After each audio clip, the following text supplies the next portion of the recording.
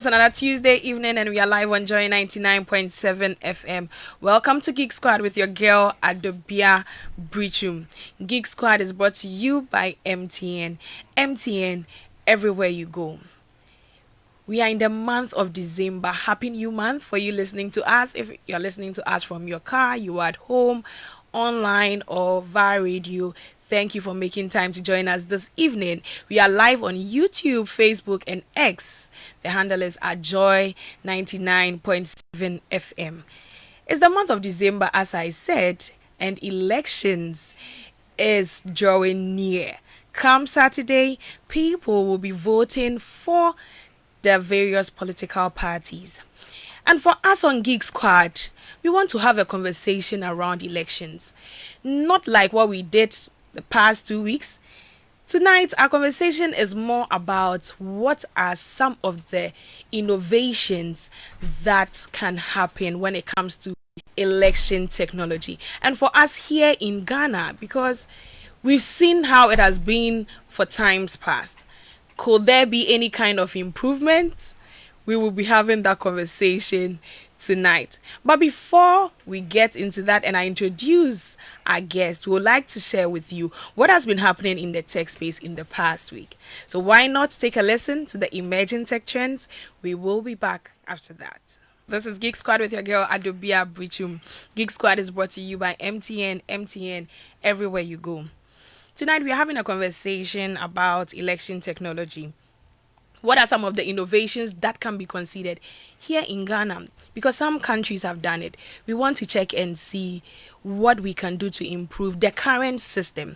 So that, who knows, with the way almost every party is talking about digitization, something of this sort can be implemented. I have with me two gentlemen. They've been with me the past 2 weeks having the conversation around the different digital promises that had been made in some of the manifestos for the political parties. So I have with me Winston Witcher. He is a tech consultant. Winston, good evening. Good evening. You're welcome. Oh, thank you very much. The way you are sounding like a very good boy. And I also have with me Michael Ajeti. He's also a tech consultant. Michael, you're welcome. Thank you so much. Tonight, the conversation is a bit different from what we have done in the past week. And you can join the conversation on the WhatsApp number 055 997 055 997. What are your thoughts if we decide to do the elections here in Ghana going digital? Like you can be at home and you get to vote online. Let us hear from you on the WhatsApp number 055 997. So I'll start first with you, Michael. I can see that you are deep in thought. Is it because of the question that I asked? Yeah, it is actually. Okay, so what are you thinking about it? No, I'm just thinking about the technical complexities of it.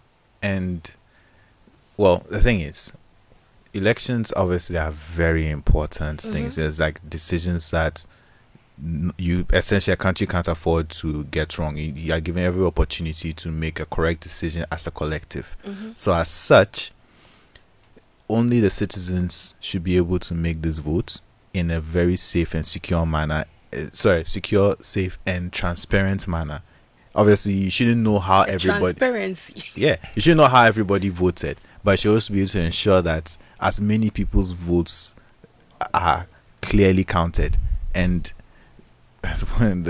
those things don't really balance up with the digital world, where anonymity of it is important, but you have to let a little bit of that go to probably cast your vote. And actually, there's an example I can cite that a lot of people in corporate offices can attest to. Whenever you get a mail from the HR saying, "Oh, will you participate in this poll? Oh, and by the way, all answers are anonymous." And you go and fill the form, even though there's no place where you fill the form. But then the one of you who go and put in an answer that doesn't really carry the company line, suddenly you'll be sitting there, then you just get a call like, "Oh, come and talk to HR small for a bit." So it's not that anonymous. It's not that anonymous. I mean, that's an exaggeration, but it carries the fact that these things, and the thing is, you have to account for everybody.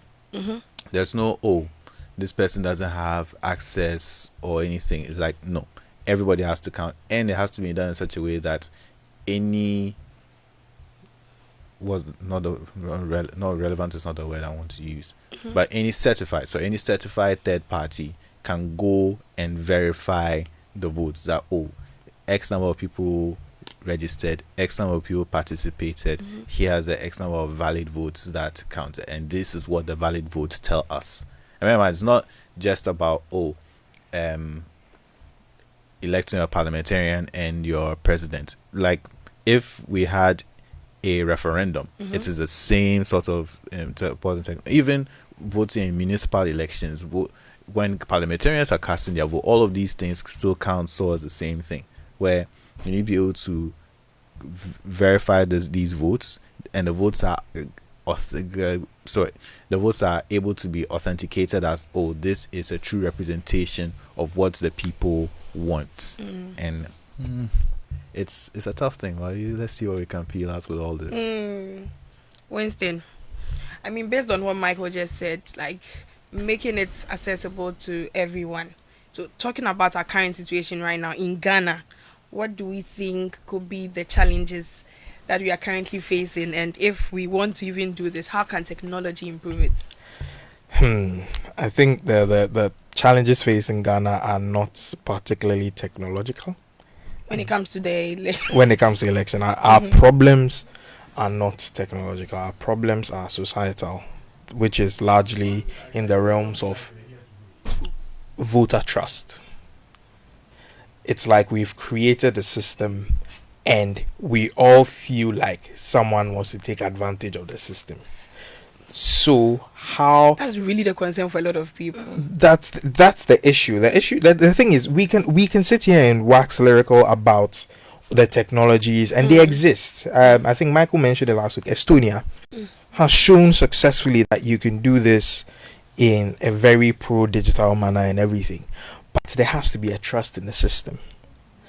Granted, you can just roll it out. That's the truth.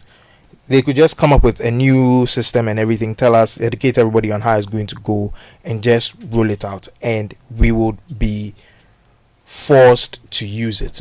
I don't say forced in a negative manner, but if you want to exercise your franchise, and this is the new methodology, you would have to do it. But we'll still have this issue of, is this legitimate? Is this trackable? Like Michael said, it should be traceable but not trackable. Yes, like we should know that this person has voted, but it shouldn't be obvious out the gate that this is who the person voted for. But who is going to guard these guardians? Me personally, since you've asked me, I will say it. My issue is that so far in our democracy, we haven't been able to have a proper standalone institution that is not swayed or moved by any political shifts or any form of the EC. Okay, the EC should be one of them. Yeah. But people still don't trust the EC. So the question is why? It's a black thing. Is it? Hey, I don't know.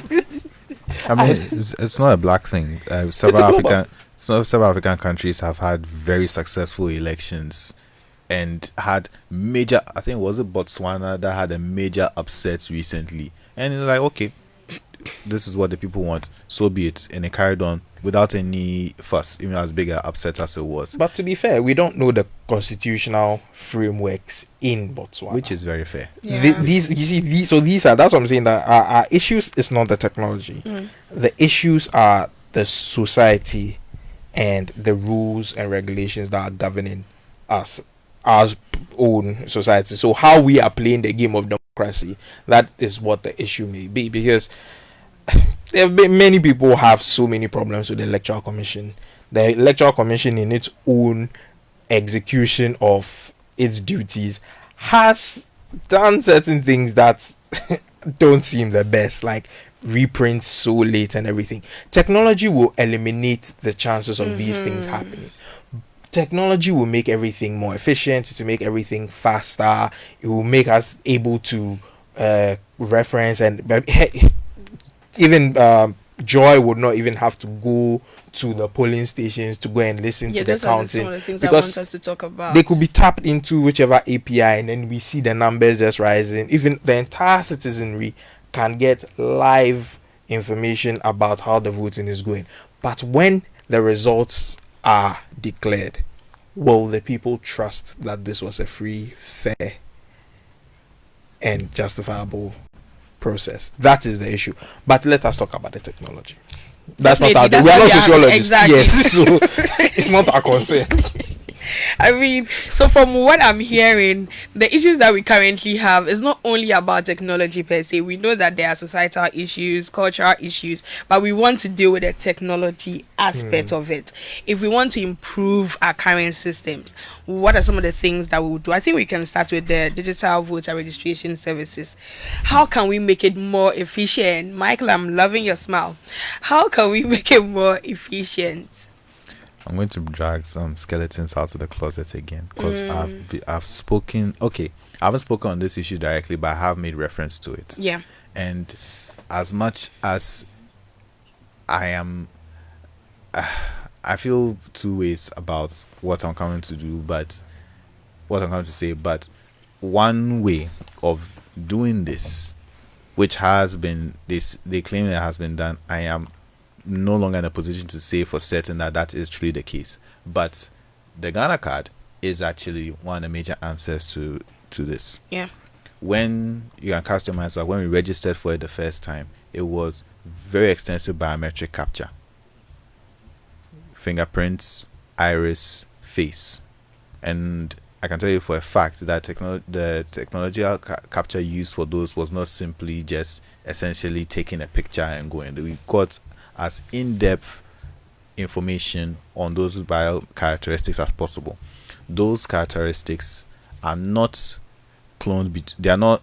They are unique to each individual, even amongst twins, triplets, and the like. So everybody now has as near perfect a digital copy of themselves on their card. And the thing is, the card is only part of the system. The majority of the system resides in the main system, the main servers at NIA that house all of this data and process it for whatever use. So everybody's already registered on there, Ghanaians and non-Ghanaians alike. Cool. Now EC need to know several key things about you: what polling stations, that's what constituency you are voting in, your name, your date of birth, and your photo, or in their case, whatever forms of other biometric identification they'll be using for you. So let's say your photo and your fingerprints, those 5 things. EC can then go to, now in the past there was talk of a system where it would not necessarily just copy NI's data to EC servers for everything. The plan was that EC would get verification machines that would go to every polling station. Now each machine is programmed with the polling station on each whether the polling station is assigned to from EC headquarters, not from the district, not from the region, EC headquarters only. So they are sent around, maybe several are sent around to each polling station. When you go there to register to vote, you come with your Ghana card, tap it on the machine, then it says, oh, this card belongs to Michael. Michael needs to do one of 2 things to verify that the card belongs to him. You put your fingerprints on the machine, or in the case where your fingerprints are faint or you've had an injury and you don't have access to your fingers anymore, you use your photo.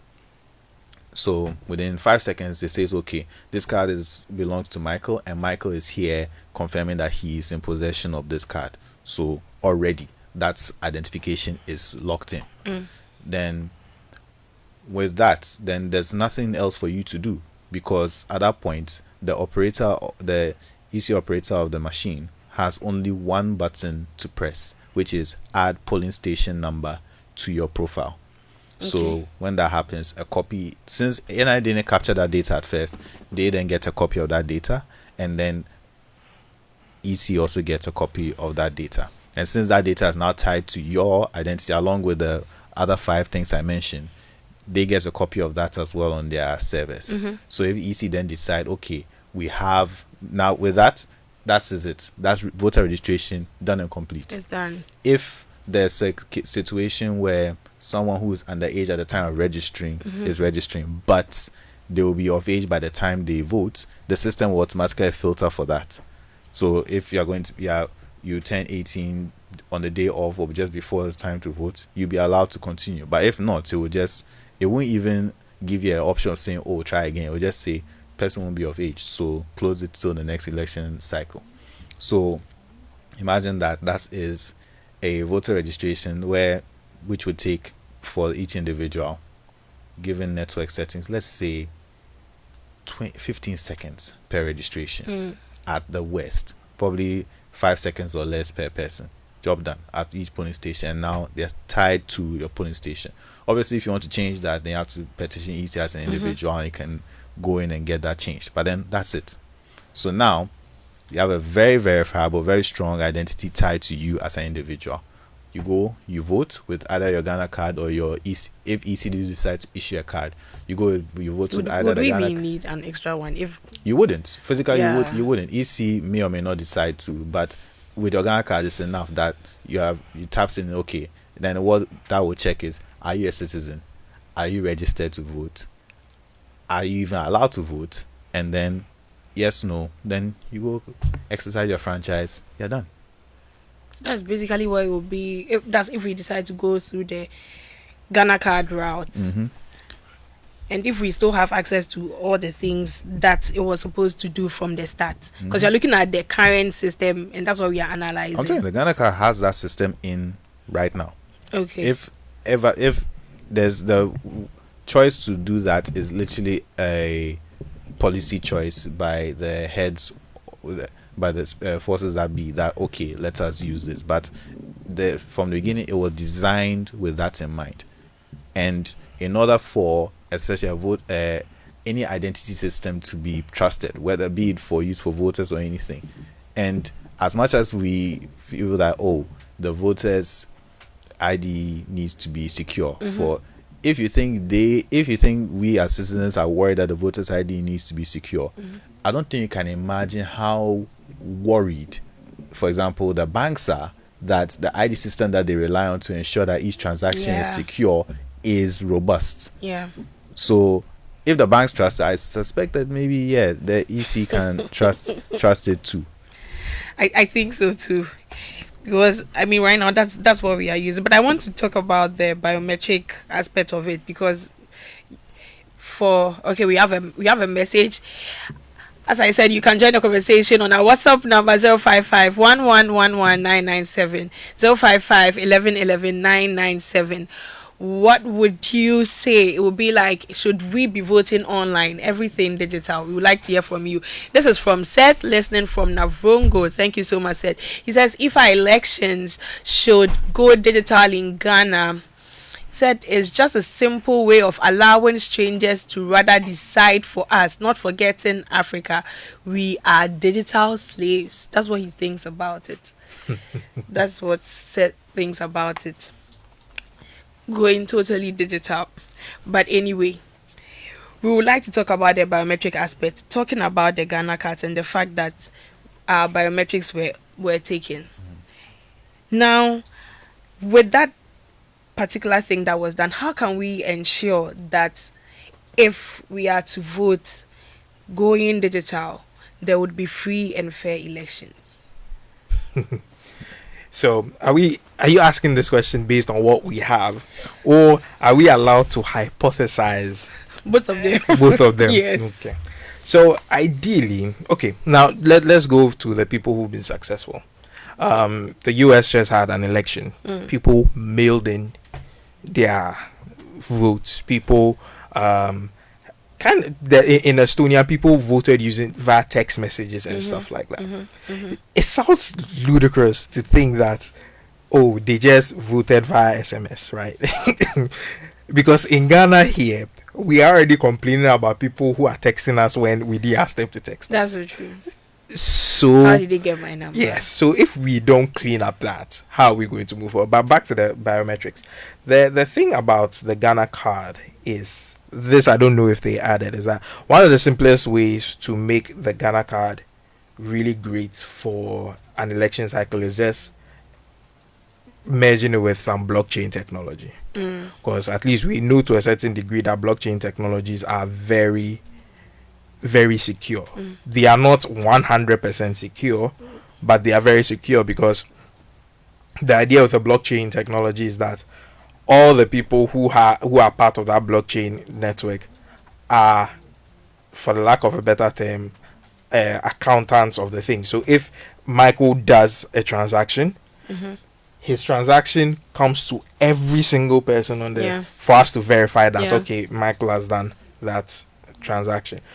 Similarly, in an election, it would make sense. So if Michael with his Ghana card, which is to connect him, maybe that's his blockchain, whatever maybe it's called the card AI blockchain voters, it has this funky, I mean, this digitization people, they have their names, you understand? So it has his name, and then that's his ID. So once he uses his card to vote, maybe he just goes to the so in Estonia, for instance, they had digital voter boxes. So there was no paper, there was nothing. It's just like this computerized system where you go, do your fingerprints, your biometric, it comes in, then you just vote and you bounce. It wasn't a long process. Another thing is that if we are doing it, we need lights. So I don't say ascend. So the thing with biometric, once you have a blockchain, but that's the thing. I am saying blockchain technology because there is no trust in our system. Yeah. The people of Estonia, over 51% of all votes cast were digital, which means they were using the digital boxes, using text messages and stuff, which means that they have a certain level of trust. Yeah. Do we have that? So we may not have that. But Michael, I'll come to you concerning this one. In that case, if we've not really gotten to that point where we can go all digital, what are some of the things specifically that we think we can do right now? Okay. What I feel we can do right now is here's what we have access to. We have access to a very robust system. So when it comes to verifying that someone is allowed to vote, we can do that relatively easy right now using the Ghana card example I gave earlier. If it's to check that, are you allowed to vote? And are you allowed to vote at this location? We can do that right now. That one done. That's half of the battle done. Then the next thing then becomes, so then after that, we have our traditional voting system, which is very analog, fingerprint on a. Actually, something that I just recalled as well.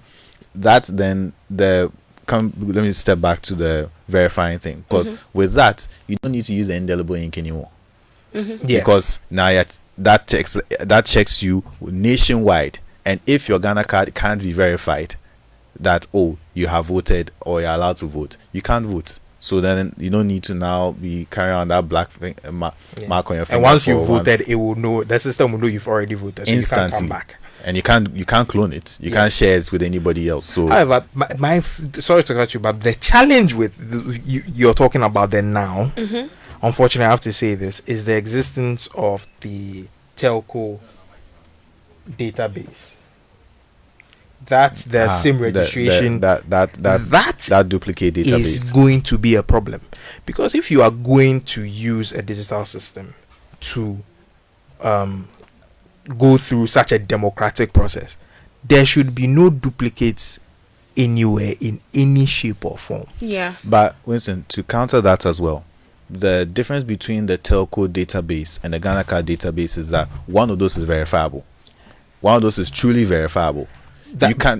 Look, remember how the telco database was captured using photos of your fingerprints and the like, which is of such poor quality, anything can trigger a positive match. But you see, the truth about that is we've seen videos of people, depending on the type of fingerprint scanner you are using, where just a photo of the fingerprint has worked. Which is a case where when you're using photos, that will be the case. But Yes. now when you're dealing with the Ghana card system, you are not dealing with that. You're dealing with an actual fingerprint scanner, and you're not doing it in isolation. You're literally using it on the field. And the alternatives being that if the fingerprint is of dubious quality or whatever, then your face is there. But that means that whatever system you are proposing still requires us to go to the polls. Oh, we have to go to the polls. No, For our current we have to situation. go to the polls. There's no other way for us to exercise our franchise. I would like to text my voting.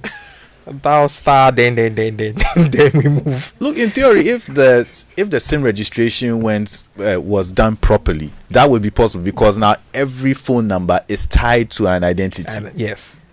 Right, every phone number is legitimately tied to an identity. So that means that when a text is sent, then it says that, oh, this phone number is registered.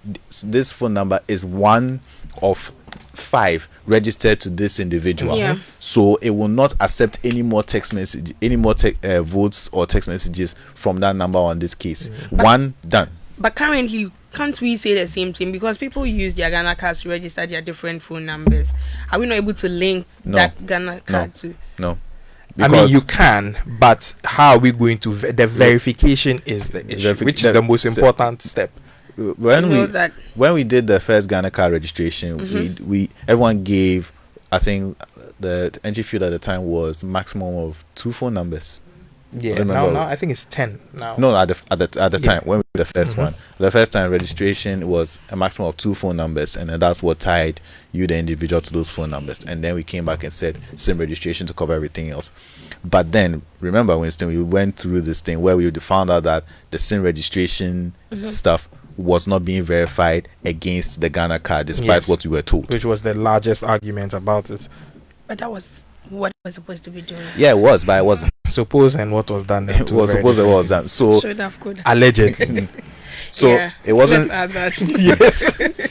So it wasn't being registered against. It wasn't being. So your phone numbers were not being matched against your actual Ghana card data as they were said, which is why suddenly we have a spike in all sorts of spam The spam, and exactly. scams Where going people on. even check, and then there are other people who have registered phone Yeah, numbers. there's a way you can check using their details. Yeah. If you are legitimately using the Ghana card, what you call NIA's data or the Ghana card, that would not be possible. But that was not the case, and now here we are now. So now that entire database is compromised from the get-go. Because an interesting thing is that there was an immigration officer who showed up to cast his vote at Ablekuma Central, and he was told that his identity had been mistakenly used to vote, so he couldn't vote for himself in a way, like someone has already. So now the question is, It's also interesting because I think there was a journalist who also complained about a similar thing, that his was slightly different in the sense that he apparently you're supposed to sign up for the special voting and everything. He goes through everything. He takes an extra step of finding out where his polling station is supposed to be. He gets there on the day, and they're like, he's not part. how? Yes, so it cast. But in line with being fanciful, I mean, Can we look ahead? Yes. when Is you it- were talking about the banking system, I came up with quite an interesting idea that would help us actually vote. But the issue is that I mean, digital voting has to start from a certain point. Yeah. So the main thing is that certain devices have some of the best biometric entries in the world that are accepted by banking institutions. So if your bank accepts that fingerprint, that means that in parallel, NIA should be able to accept that same finger because of. So for instance, some people use ultrasonic fingerprint scanners, and those are very, very secure. Then we have Face ID.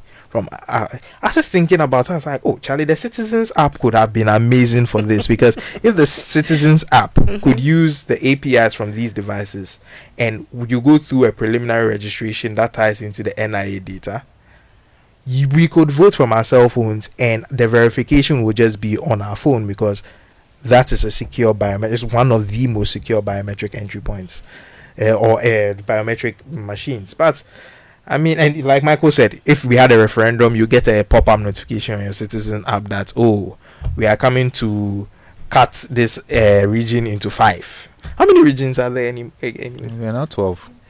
In Ghana. Yeah. I Oh, think so it's more 16. than that. 16. Sorry, yeah. 16. Wow. I went on social studies in a while, but yeah. 16 from 16. 10 to 16. Yeah, so things like that. But with the stuff that we, like I said, it all goes back to we can introduce a lot of technology, but like Michael has said, we will still go to the polls. The only difference is that the papers would not be used, but then the trust comes back that this digital voting box, has someone done something to it. Seriously, that was someone's question today. You understand? These are always the issues that people have. But if we had a third, like if we had an institution that had zero government ties, that everybody knew for sure that this entity not necessarily do whatever they want, but there's no oversight from any political or any governmental oversight to a certain degree, and we could trust that institution, Yeah. then they can handle it, and then we'll all be like, okay, it's cool. Because that's really the concern for so many, that if we are to have something like this, how secure is it? How secure is it? That's really the concern for a lot of people. We're having a conversation about election technology, the innovations that can happen for us here in Ghana. We have a message from Abraham Sogakope. He says, even in the US, many are advocating for in-person voting to be the only means of voting.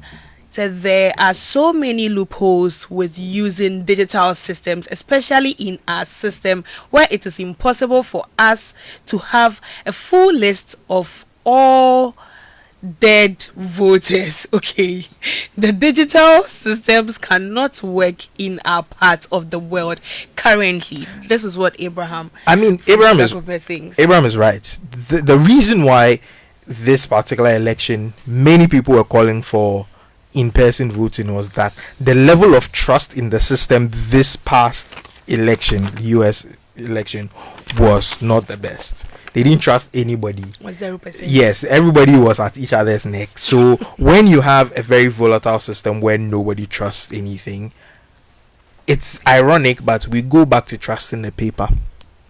That's like the conversation we had some time back, that we would design digital platforms, digital forms, and then we end up printing paper to use.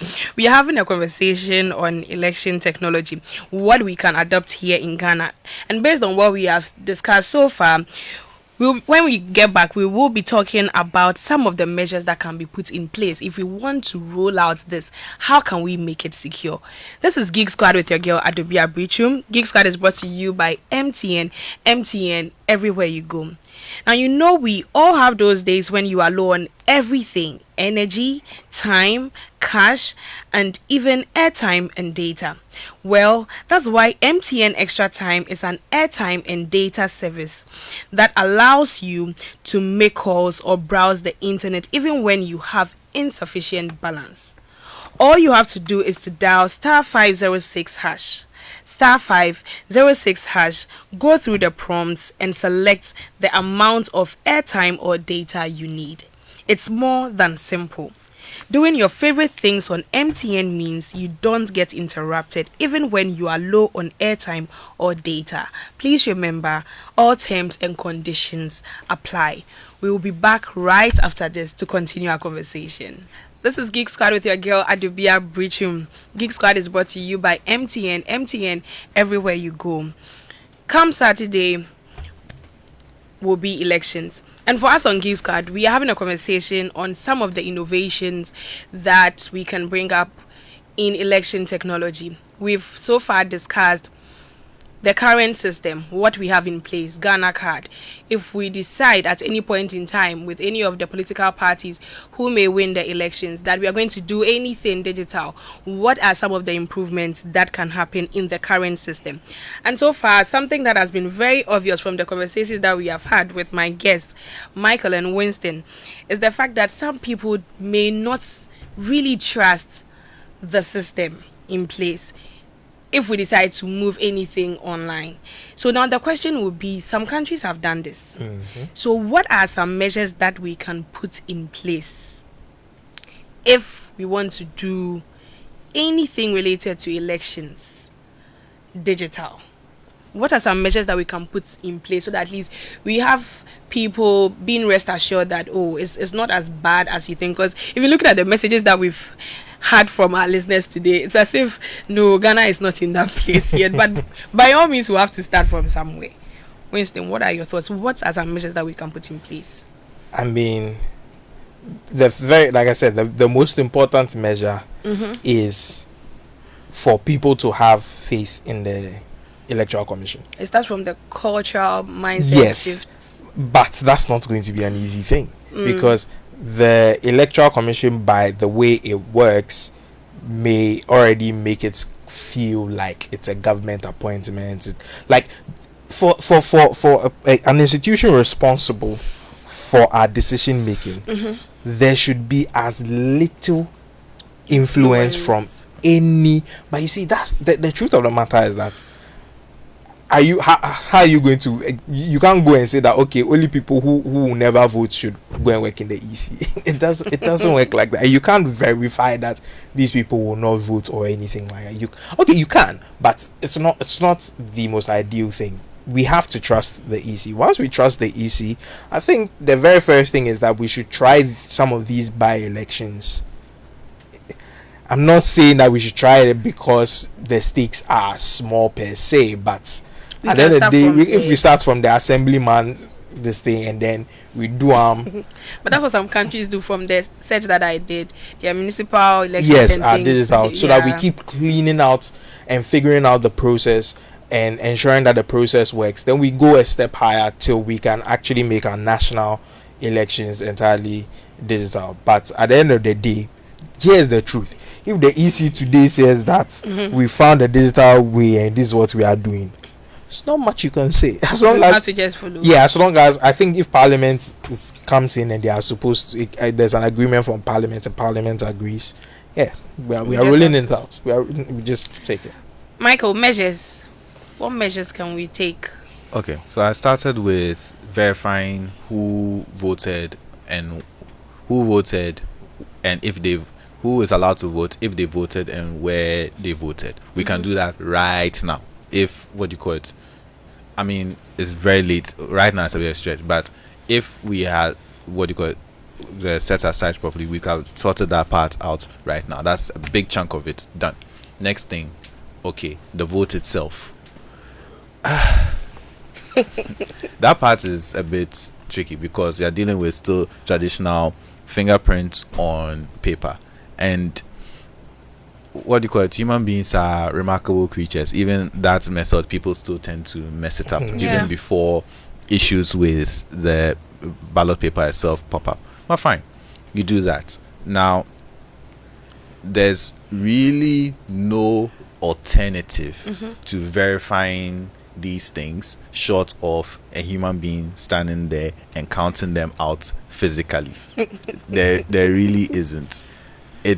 I'd like to think that it'd be nice if you could take those ballot papers, feed them into a scanner, and it will automatically go through. But you say something really interesting, because I thought that's how BEC papers were marked, but apparently not. But at least the section A. Let's be honest. Yeah, BEC section A and SAT. The elections are a glamorized multiple choice question. Yeah, not glamorized, but you get what I mean. There's no reason.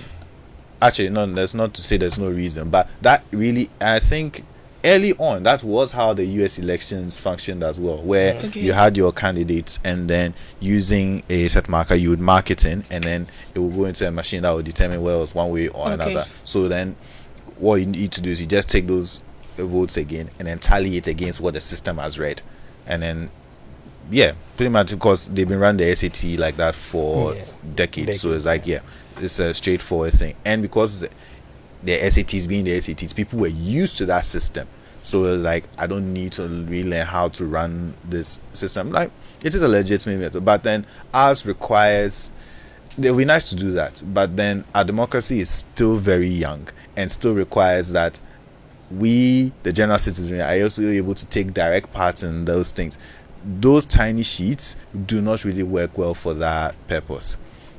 They don't, because you you don't need a huge sheet, so it's about so big, and then you count the hole you're circling in is tiny as well if you're using like a regular number 2 pencil. So you do that, and now you're now counting the sheets out, and you have to tally against what the machine has read. You're doing it in front of, granted, you should be doing it in front of representation of the political the parties, but then inevitably there's going to be members of the general public there, and they will also want to be sure that their vote has counted properly, even though they don't know this individual sheet is mine. They'll know that yes, it's working as it should. A huge sheets with a thumbprint works much easier for that than those tiny shaded things. But then it comes back to what Winston said, that it is also a trust issue. That if we could trust that the system worked as such, that we would stand back and say, okay, we have counted it out with these representatives standing here before us, and they can say that yes, this number tallies with this, and if there isn't, this is why they don't tally, that these two do not fit, and the machine read it as different. Like if we did have that trust in our system, we could do that, but we can't. So right now, back to the old method. Thumbprint on paper, raise it up, everybody knows this is where it is. And then once that is done, then as far as polling stations go, everybody knows that okay, this polling station has it. Now, as individuals, we can't track it, but this is something the parties all do. That okay, this polling station has X number of votes. So send a message to to the polling station, where their collation station at their own census. That like okay, this polling station has this number. Done. It's recorded. Then at that point it starts flowing in, and then those numbers now have to tally with what the EC is saying, and then it's like, oh, they are not tallying, then where is that ballot? But that's the thing, you can't, this is the state of where we are now, and like we said, if we don't build the trust in our systems as a whole, we will not be able to go past that point. So it comes down to the technology is always limited by the people that use it and their intentions. Technology is a tool. It is the people who determine its efficacy or not. That is so true. So, diverting a bit, can we talk about how we can use technology to improve our election process? Mainly focusing on people with disability, as in people who have issues. How can we use technology to improve our process for them? I mean, ideally, like Michael said, if we're using the Ghana card, there were provisions made for people with such disabilities. So when Michael was talking right now, I was thinking, oh wow, so if you were a double amputee, you can't use your finger. So what do you use? You're asking now. They've been probably asking that question ever since the SIM registration happened. It's really bizarre. So I feel I think that the digital election, the boxes that were used in Estonia could be some of the best choices that we have, because with those you can have some in braille, so for those who are visually challenged, they can feel their way across. Then there are visual cues that you can use, because it's a screen and you can look at it, and you can use gestures to vote or anything, but we don't have those technologies right now. So I'm actually curious, how do people with disabilities vote, or they don't? Michael, based on what we did for the Ghana card, what are some provisions made? I think it was the face. Yeah, face. So in the case of double amputees, or even double amputees is a bridge far, but there are people, my own mother, for example, fingerprints, some people's fingerprints are very difficult to read on very good fingerprint readers, because they just come out pretty faint. So that's when your face is also captured similar to what the Face ID does. And in some extreme cases, iris data too is also usable as well. And remember, all with even with how the face was captured, all three of those are not unique to each individual. So you cannot use your Ghana card for your twin or your triplet or whatever, because we're identical, so that you won't know. The human eye can't tell, but the machine will be able to tell instantly that these are not the same person. So, but that's the thing, it's a provision that was made so that if one doesn't work, then one or two others can be used. Okay. We're having a conversation on election technology here on Geek Squad with your girl Adobea Biritwum. Geek Squad is brought to you by MTN. MTN, everywhere you go. Now, I would like you to take a listen to the quick tech fixes. We'll be back after that. I'm back. This is Geek Squad with your girl Adobea Biritwum. We've had a conversation on how we can improve our election process using technology. I've had a conversation with Winston Oche and Michael Ajete. So wrapping up, Michael, final words in 30 seconds. What would you say based on the discussions that we have had so far? Where do we stand as a country? What can we do? We have a long way to go, to be honest. The technology is there. We as a people need to advance to meet it. Right now, the technology has beaten us. We aren't ready for it. The technology is ready for us. We have to make ourselves ready for it. So as a unit, as a society, step up. That's to all of us, including myself. We need to step up in order to match it, because if we do match that technology, then we make our lives much better for it. So do what's right. Sure. Winston. Well, first I just want to say well done to all the youth in the political parties. I saw there a bunch of people doing their what do they call those things? What? Walking around The rallies. The rallies, yes, that's what it's called. Well done. You show your own form of patriotism, and that's great. With regards to the technologies, I think we as a country need to figure out where the EC stands, and then find a way to make the EC a truly independent body. You may argue that it is, but some believe it is not. So until we all agree that it is, we will not be able to execute these technologies. We'll have to get an independent institution. That way we are all fine. There's a message from John Gasu. He says, I want to say I'm enjoying the program. We have to be able to use the technology so that the Ghanaians in the diaspora can vote as well. Okay, we couldn't go on to the side, but thank you so much for sharing with us. I also saw a message from Courage Murray. Thank you for joining us. A very good evening to my very own boss, Patrick Sarkodie. Thank you so much. I'm enjoying my cup. Thank you also for listening to us. A very big thank you to our guests, Michael and Winston, and my producer, Prince Safo. Up next is news, and then afterwards, Kofi Hayford with Overdrive. Stay tuned.